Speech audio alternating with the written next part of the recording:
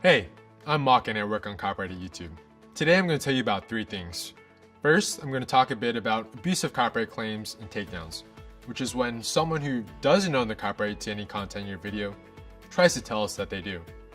Then, I'll tell you what YouTube does to protect your videos from bogus claims and takedowns.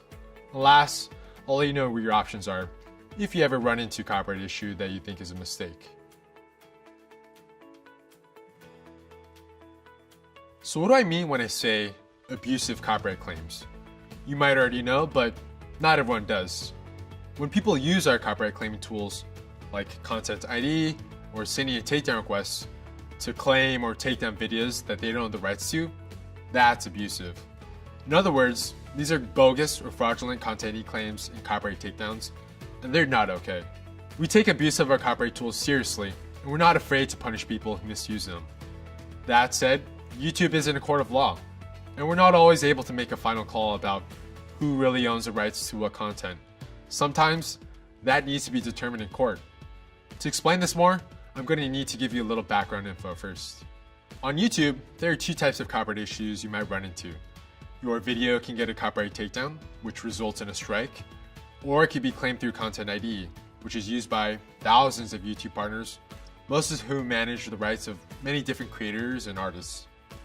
On the other hand, the takedown process is available to anyone who owns a copyright. Another difference is that takedown requests are reviewed by YouTube, while Content ID usually works automatically, which means that YouTube only sees these claims after they're made.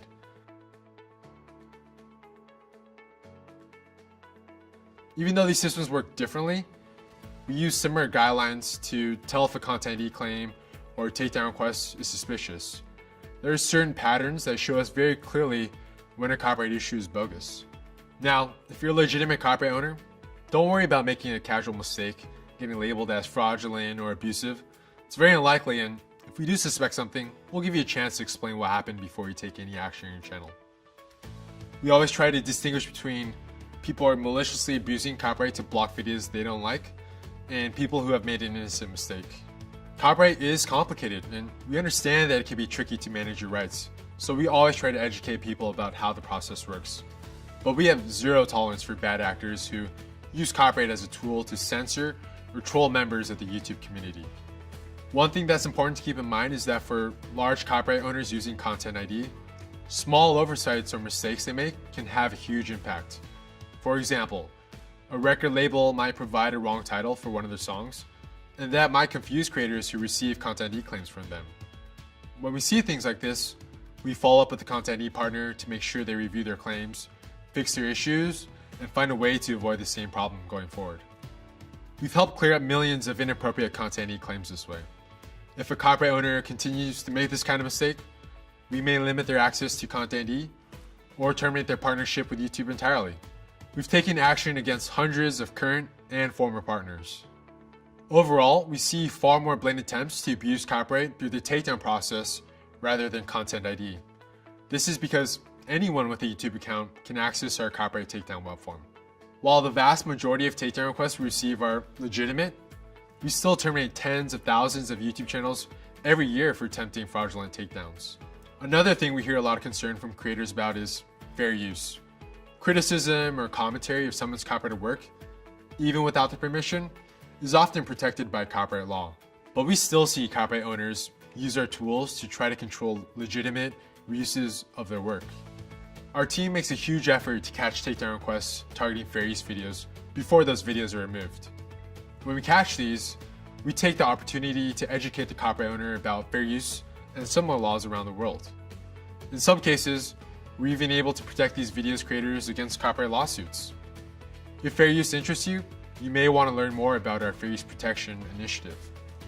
Content ID, however, isn't always able to tell the difference between fair use and copyright infringement.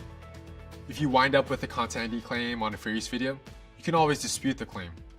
In other words, we know we don't always catch bad Content ID claims or takedowns before they happen, but that doesn't mean you're out of luck.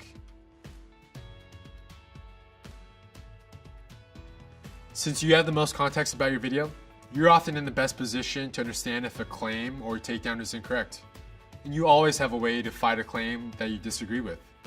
The first question you should ask yourself is, Am I dealing with a Content ID claim or a copyright takedown? You can find this information on your channel's copyright page. Now, if your video is incorrectly claimed through Content ID, you can dispute the claim. You can do that easily from the page where you learn more about your copyright issue. If you get a copyright takedown and it's invalid, then there's a legal process called counter notification. You can find more information about your options for resolving a strike in your email inbox or on your channel's copyright page. Oh, and by the way, there's another legal option we should mention. Under Section 512F of the Digital Millennium Copyright Act, also known as the DMCA, anyone who deliberately files a fraudulent takedown request may be liable for damages. In other words, if your video is removed maliciously, you may be able to sue the person who sent the takedown request. It doesn't happen often, but we thought you should know that. Now, one word of warning. You want to be sure about the reason you're appealing before you take any of these steps. You may not always recognize the company that claimed your video, but that doesn't mean they're not authorized to do so. Copyright owners often hire other companies to manage your rights online. Just because the owner is hard to track down doesn't mean they've abused the copyright system.